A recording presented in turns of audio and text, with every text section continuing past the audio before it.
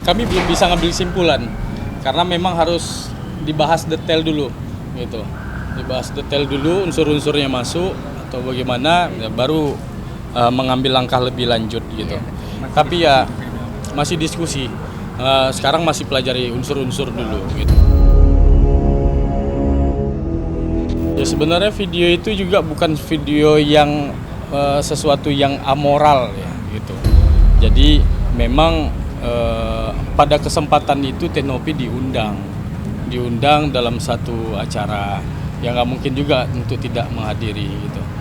Nah ya ya masih normal-normal lah gitu. Jadi bukan suatu tempat yang berkonotasi jahat lah. Jadi ini bagian dari pihak sebelah opini untuk menggiring itu tadi ya. Opini menggiring sehingga kemudian muncullah kebencian-kebencian publik gitu terhadap Tenopi. Walaupun sebenarnya kami sangat menyayangkan ini, tapi ya sudahlah kalau memang itu keinginan pihak sebelah nggak masalah.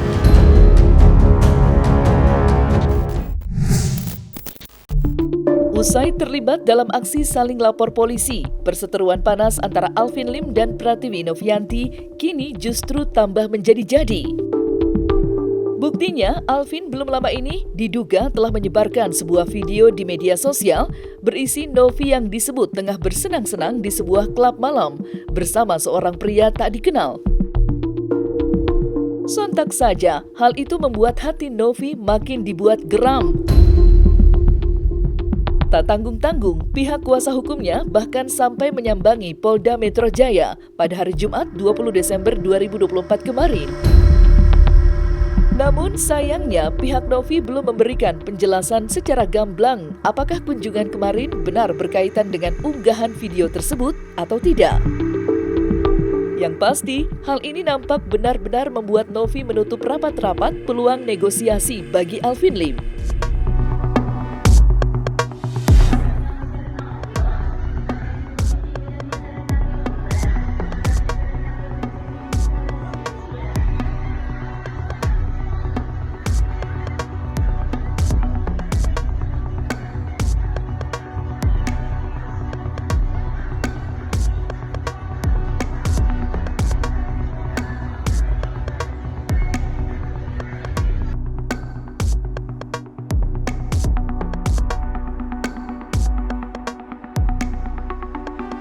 Ya sebenarnya video itu juga bukan video yang sesuatu yang amoral ya gitu. Jadi memang pada kesempatan itu Tenopi diundang dalam satu acara yang nggak mungkin juga untuk tidak menghadiri gitu. Nah ya ya masih normal-normal lah gitu. Jadi bukan suatu tempat yang berkonotasi jahat lah gitu. Dan juga kalau ada perawatan foto hidung gitu ya itu kan biasalah perempuan untuk merawat diri sekarang kan. Ya masih biasa-biasa aja sih sebenarnya video itu. Jadi menurut kita juga bukan sesuatu yang harus digembar-gemborkan. Jadi di video itu memang benar tadi kata rekan saya itu satu event yang kemudian diundang di Surabaya gitu. Yang video pertama, potongan kedua itu kemudian potongan dia menghadiri ulang tahun temannya. Jadi opini menggiring tentang Tenopi adalah simpanan itu jahat ya, sangat jahat banget gitu. Karena memang realnya nggak begitu, faktanya nggak begitu. Fakta itu yang kemudian nanti kami akan buktikan. Gitu. Nah jadi Gigi Kuning lagi mau berusaha orang untuk nge-head aku terkait video yang dia sebarkan. Nah kalau aku sih cuma mau bilang ya, aku itu melakukan kegiatan kemanusiaan, tapi aku pribadi aku juga manusia ya guys, yang gak luput dari salah dan dosa gitu. Tapi setidaknya aku tidak pernah melakukan hal yang berkaitan dengan pidana, apalagi mantan narapidana ya. Lu datang ke tempat dugem, di situ banyak cowok. Kami belum bisa ngambil simpulan karena memang harus dibahas detail dulu gitu. Dibahas detail dulu unsur-unsurnya masuk atau bagaimana ya baru mengambil langkah lebih lanjut gitu. Tapi ya masih diskusi. sekarang masih pelajari unsur-unsur dulu gitu. Tapi memang mengumpulkan, menyebarkan, memiliki data yang bukan punya kita sendiri itu menurut aturan hukum undang-undang PDP itu ya memang perbuatan melawan hukum. Jadi kami rasa ya cukup, sudah, jangan ditambah lagi polemik-polemiknya gitu. Kita sesuaikan saja dengan rule-rule yang ada. Iya. Karena begini teman-teman, semakin kemudian ini digembar-gemborkan ya, keinginan pihak AL untuk menaikkan apapun itu ya, pasti ada tujuannya gitu. Nah itu yang kemudian kami nggak mau, dari pihak Teknopi nggak mau, pengennya memang fokus ke permasalahannya. Jadi pokok perkaranya tentang Agus dengan yayasan clear, kemudian personalnya dengan si pihak AL juga clear gitu. Jadi ini bagian dari pihak sebelah opini untuk menggiring itu tadi ya, opini menggiring sehingga kemudian muncullah kebencian-kebencian publik gitu terhadap Teknopi. Walaupun sebenarnya kami sangat menyayangkan ini, tapi ya sudahlah, kalau memang itu keinginan pihak sebelah nggak masalah. Lu selanjutnya mau laporin gua ya 10, 15, 20 kali terserah. Gua siap hadapin di situ. Ya, laporin juga aja video ini. Semua dilaporin ya. Playing victim di situ. Gua pengen tahu gitu loh, penyidik itu atau kagak. Kalau misalnya dia naikin kasus lo ini sampai bisa ke pengadilan itu lucu di situ ya. Udahlah di situ, lu beresin deh selama masih ada waktu ya. Dan jangan lu berharap kalau gua meninggal terus kasus lu selesai. Kagak bos, kagak. Lawyer gua udah gua wanti-wanti ya. Kalau gua nggak ada sekalipun, laporan polisi lu tetap jalan.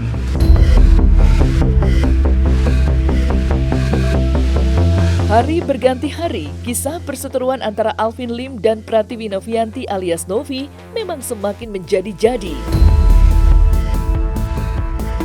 Namun yang mencolok, kisruh donasi sebesar 1,3 miliar yang diberikan kepada Agus kini justru meredup, tertutup konflik antara mereka berdua. Hal itu terbuktikan dengan semakin banyaknya tokoh-tokoh dalam kisruh donasi yang kini justru seolah menarik diri. Ya, nama-nama seperti Denny Sumargo dan Farhad Abbas kini justru semakin jarang bersuara. Padahal sebelumnya mereka seperti tidak pernah kehabisan kata-kata. Aksi itu seakan menjadi bukti kalau sejatinya semua pihak telah satu suara, yakni mencari titik temu dan perdamaian di Kementerian Sosial. Namun sayangnya, konflik Alvin Lim dan Novi kini sudah masuk ranah hukum. Lantas seperti apa Denny Sumargo menanggapi kisruh itu?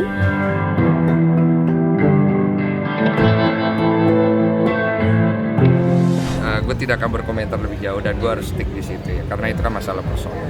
Oke. Tapi terakhir ketemu Teteh mungkin ada komunikasi nggak sih? Terakhir ada komunikasi mengenai uang donasi aja, karena aku kan nanya terus uang donasinya mau dibawa kemana. Karena saya kan tetap masih punya tanggung jawab di situ. Tanggung jawabku lebih di urusan itu ya, bukan ke ranah pribadi. Jadi saya akan diupdate secepatnya karena mereka sedang berkoordinasi satu sama lain. Uang donasi ini mau diselesaikannya gimana? Karena saya merasa tanggung jawab di situ. Jadi tetap saya harus diinformasikan supaya saya bisa bertanggung jawab kepada para donatur. Kemensos itu kan kemarin sudah berupaya untuk mendamaikannya. Cuman kan karena adanya hal-hal yang berurusan pribadi yang kemudian ini akhirnya bias kemana-mana. Jadi Kemensos juga harus menjaga sikap mereka, jangan sampai mereka itu jadinya yang tadinya bagus jadi nggak bagus, menurut aku begitu. Jadi so far sih sejauh ini sikap Kemensos sudah cukup sih dengan mendamaikan aku dengan Farhad kemarin, dan biarlah mereka melihat dulu, memantau sebagai sebagai pemerintah ya. Kalau memang ini benar-benar menimbulkan chaos lagi ya pasti mereka akan turun tangan. Tadi pertanyaan kurang lebih 16 pertanyaan. Tetap maju sih. Karena saya merasa sudah saatnya saya diri saya kan. Jadi karena saya pun kan tidak ada video, itu saya tidak membantu orang yang otomatis video lama kita up lagi, dan tidak ada stok video. Penghasilan saya jelas drastis banget, algoritmanya juga sudah ngacak sih. Dan sekali lagi dijelaskan juga dalam case ini saya tidak dapat keuntungan apapun, saya tidak ada terima endorsement gitu. Bahkan kerjaan saya juga ada beberapa yang cancel, yang harusnya dealing dan jalan gitu. Orang konten kreator tuh Kerugiannya mulai dari penghasilan, pendapatan YouTube, terus algoritmanya juga udah acak-acakan, terus dari Facebook juga endorsement juga nggak ada, cancel semua gitu. Terus saya juga harusnya launching produk parfum, cancel juga. Seperti itu, banyak hal yang saya masih belum. Faktor utama karena kegiatan dan nama baik ya. Seperti itu kan saya diduganya ini kata-kata yang hal tidak baik. Tadi kami juga dapatkan informasi dari penyidik bahwa sekarang akunnya AL komentarnya sudah ditutup gitu. Jadi itu kemudian juga informasi tambahan ya bagi kami, walaupun ditutup kami sudah punya buktinya dan sudah kami serahkan. Karena memang kasus ini kan kasus ya secara verbal atau non fisik yang memang harus mendapatkan penanganan khusus begitu. Selain penanganan khusus itu perlu juga kami sampaikan bahwa ada kekhususan-kekhususan lain di dalam undang-undang ini, diantaranya perlindungan hukum terhadap korban yang di dalam hal ini terjadi pada Teknopi. Perlindungan hukum itu dalam wujud bahwa sejak masuknya laporan ini di Polda Metro Jaya, maka laporan-laporan lain sebagai backfire atau serangan balik dari pihak lawan atau itu AL itu akan mental. Jadi akan gugur laporan-laporan itu secara langsung. Memang ada 2 delik. Jadi delik ini khusus statement kata-kata pekerjaan seksual ya. Itu yang kemudian kami ajukan. Selebihnya yang ODGJ dan lain-lainnya itu ke ITE ya. Jadi perkataan Novi kan bilang ya, untuk supaya saya itu cepat dipanggil Tuhan ya. Kasar ngomong supaya cepat di situ kan ya. Saya sih nggak masalah sebenarnya di situ ya. Cuma apa yang dia katakan itu sekarang kalau dia tersinggung dengan perkataan saya yang adalah pertanyaan, dia ini bukan pertanyaan loh, bukan hanya masalah dia tanya Tuhan kapan Alvin dipanggil, nggak ke situ. Ya dia sudah benar-benar bilang semoga Alvin cepat dipanggil Tuhan. Cuma ya kalau saya pribadi sih saya nggak masalah. Saya bikin laporan ini untuk melindungi laporan dia aja. Pertanyaan itu berarti Alung pernah melihat bukti-buktinya dong? Saya tidak pernah melihat bukti-buktinya. Saya mendapatkan informasi Dari saksi ya.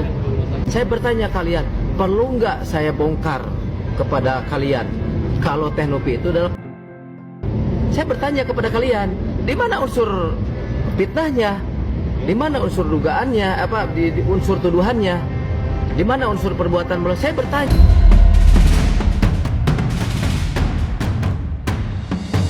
Perlu diketahui pula, Novi dan kuasa hukumnya juga telah membuat laporan terhadap satu nama lawyer selain Alvin Lim. Ya, Novi kini telah melaporkan pula advokat Raden Dadan Mariana lantaran masih tidak terima dengan ucapan yang dituturkan olehnya. Di mana advokat yang kerap disapa dengan sapaan RD Law itu diduga menuding Novi sebagai pemain barang-barang terlarang. Meski berbeda laporan dengan Alvin, laporan Novi terhadap RD Law pun sudah mulai diproses. Menyaksikan hal itu, RD Law pun nampak tidak ambil pusing, apalagi ia mengaku siap dibela 50 pengacara. Namun sampai detik ini, ia tak kunjung mengambil langkah apa-apa. Uniknya, baru-baru ini Novi mengunggah di media sosial tentang kepercayaannya jika RD Law tidak memiliki bukti apa-apa terkait isu tersebut. Ia bahkan memberikan komentar bernada sentilan kepada sang advokat. AL sama RD kemarin juga yang Sudah berjalan, jadi LPLP Teknopi alhamdulillah sudah berjalan. Yang cyber juga udah berjalan, di Senin ini berjalan pemeriksaan, terus kemudian saksi-saksi terhadap dugaan tindak pidana kekerasan secara verbal juga sudah dipanggil. Kita sepakat bersama teman-teman ketika warga negara Republik Indonesia melaporkan warganya yang lain, itu diatur oleh undang-undang, dan itu sebagai hak asasi manusia seseorang diperbolehkan ketika dirinya dirugikan. Nah, terkait saya juga nggak tahu ya, karena memang waktu kemarin saya sudah tidak lagi sering diwawancarai, Dan saya hampir 3 minggu, hampir 1 bulan ini saya silent. Saya punya prinsip teman-teman. Siapapun orang yang tersinggung dengan perkataan saya mengedepankan adab, mengedepankan etik, dan saya meminta maaf. Meskipun pihak sebelah mengatakan permintaan maaf adalah tidak menghapuskan pidana, nggak ada masalah. Tapi kalau menurut saya itu baik.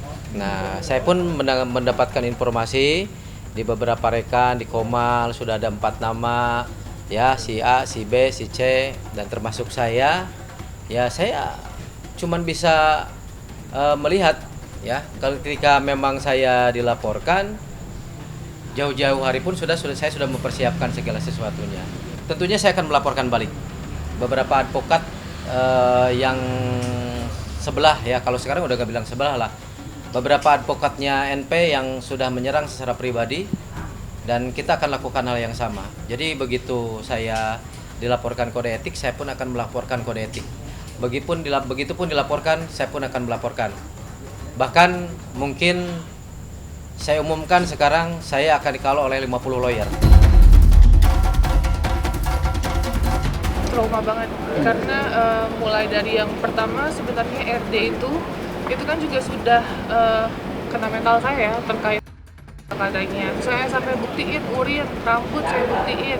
Nah sekarang ini statement baru lagi yang dampak ini anak saya. Saya ada anak umur 3 tahun yang 9 tahun kelas 3 SD itu yang sudah mengerti dan menanyakan gitu terkait hal-hal yang dilontarkan seperti itu. Anak saya tidak mau menggunakan gadget, tapi teman-temannya menanyakan, mama kamu kerja apa sih?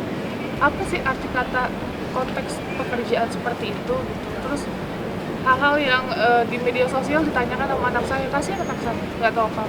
Ardila udahlah Kak, jangan mencemari profesi pengacara yang sebelumnya kita segani, kita sanjung. Silahkan saja kita hormati proses hukum. Saya akan hadapi secara tanggung jawab saya sebagai orang yang dituduhkan mungkin, ya. Padahal kalau saya bahas di situ teman-teman mengingatkan, silakan dibuka lagi video lengkapnya, dan memang di situ saya berstatement. Statement saya adalah apa perlu dia, ya, saya bongkar pemain. Yang pertama perasaannya pertanyaan. Yang kedua, coba lihat di kamus KBBI ada nggak pemain? Nggak ada. Adanya pemain sepak bola, pemain sinetron, pemain film itu ada. Nah, selesai sudah Cumi Lovers. Saksikan terus Cumi Camp In Depth, kabar lengkap, mendalam, dan akurat dari narasumber terpercaya. Dan jangan lupa untuk like, subscribe, dan juga share channel YouTube Cumi Cumi.